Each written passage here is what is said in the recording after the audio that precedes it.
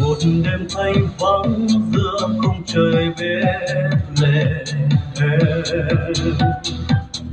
mục đồng đang thức canh chân bầy chia mơ màng.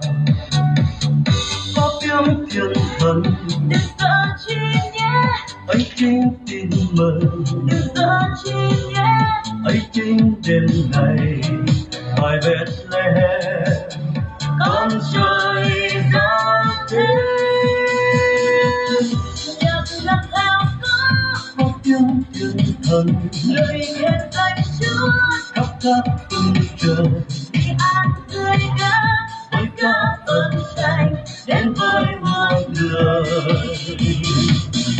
Đường về Bethlehem dù gian nan vẫn không lùi bước, một lòng chung kiếm rồi mai đây chúng ta gặp Chúa, chắc sẽ vui mừng khôn xiết. Đường về Bethlehem kiểu ngôi sao dân đưa từng bước, một lòng cùng kính quỳ lời vua Giêsu bình an, hãy dâng lên lời tạ ơn.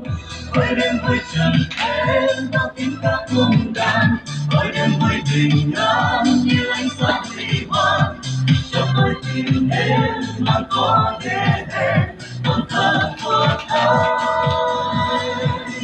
Hỡi đêm vui trần thế khi cho ta ra đời, em yêu thương đổi mới bao trái tim rạng ngời. Giêsu là nước sống mới cho đời, Chúa tràn hy vọng.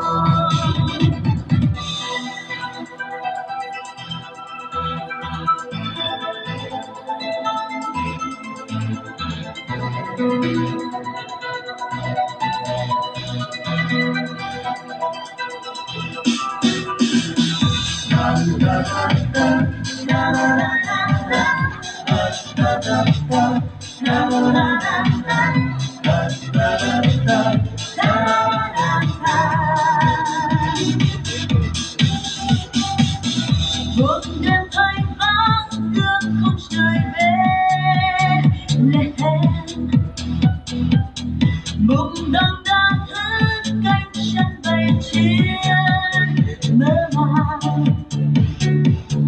Có tiếng thiên thần đừng sợ chi nhé, ấy chính tin mừng. đừng sợ chi nhé, ấy chính đêm ngày tại Bethlehem con trời ra thế.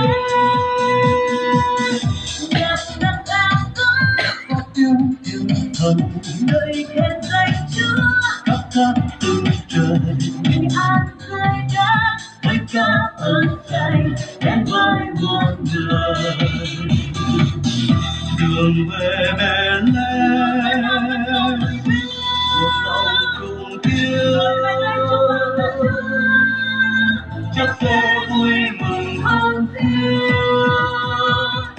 Đường về Bethlehem một lòng cùng kia hãy dâng lên lời tạ ơn. Hỡi đêm vui trần thế có tiếng ca cùng đàn, hỡi đêm vui bình an như ánh sáng huy hoàng, cho tôi tìm đến mang con để đến con thơ của ai. Hỡi đêm vui trần thế khi chúng ta ra đời, em yêu thương đổi mới bao trái tim rạng ngời. Giêsu là nước sống mới cho đời, chứa chan hy vọng. Giêsu là nước sống mới cho đời, chứa chan